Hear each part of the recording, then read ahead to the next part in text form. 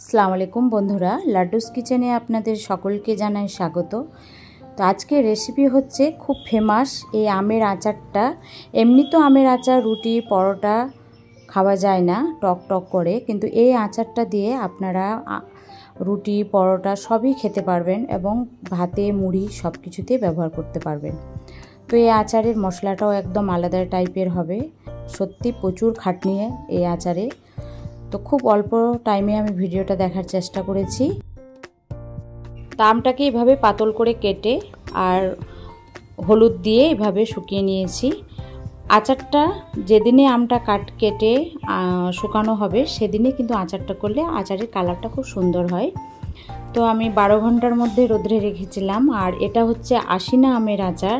এটা কিন্তু প্রচুর টক আম, আর এটা কিন্তু রোদ্রে লবণ দিয়ে দিলে আমটা নরম হয়ে যায়, লবণটা দেওয়া যাবে না।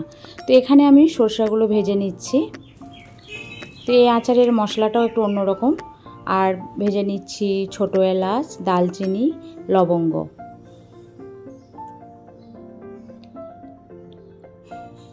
এটাও ভেজে নিচ্ছি।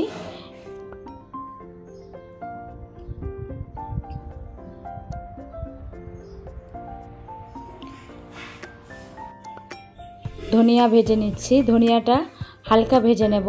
আর যাবে এখানে আর ভেজে নিতে হবে শুকনো লঙ্কা। তো এই আচারে শুধু শুকনো লঙ্কা, ধনিয়া আর সর্ষে ব্যবহার করতে হবে। এখানে 1.5 কিলোর মতো তেল নিয়েছি, তেলটাকে আমি ফুটিয়ে নেব। আর এই যে আমটা একটা অন্য বাটিতে ঢেলে নিলাম।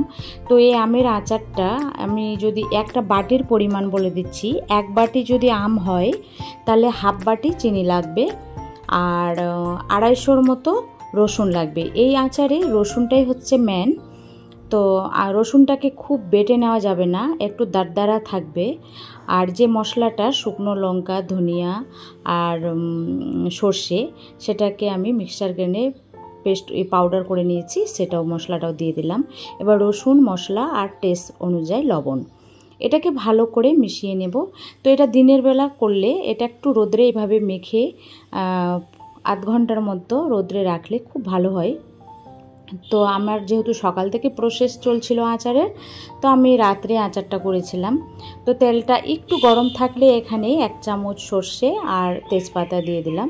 এবার আমার যে আঙ্গুলটা তেলের মধ্যে ডিপ করছি, তো আমার আঙ্গুলটা সইতে পারছে, এর মধ্যে চিনিটা দিয়ে দিতে হবে। তো চিনিটা কিন্তু গুঁড়ো করে দিতে হবে, আর চিনিটা একদম পাউডারের মতো গুঁড়ো করতে হবে।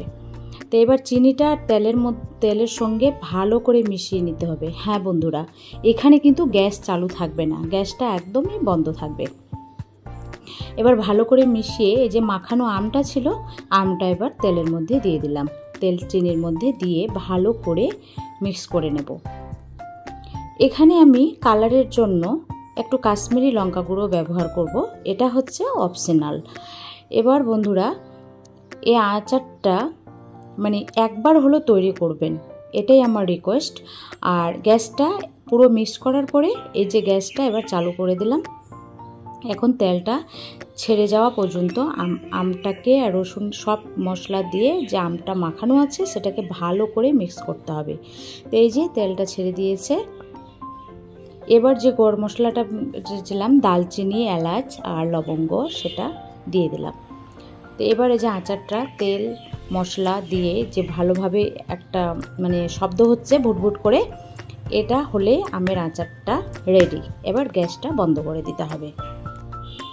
তো একবার হলো আচারটা ট্রাই করবেন। আর এই আচারটা হচ্ছে আমার হাজব্যান্ডের খালা, তার হাতের আচার খুবই ফেমাস, কি বলবো।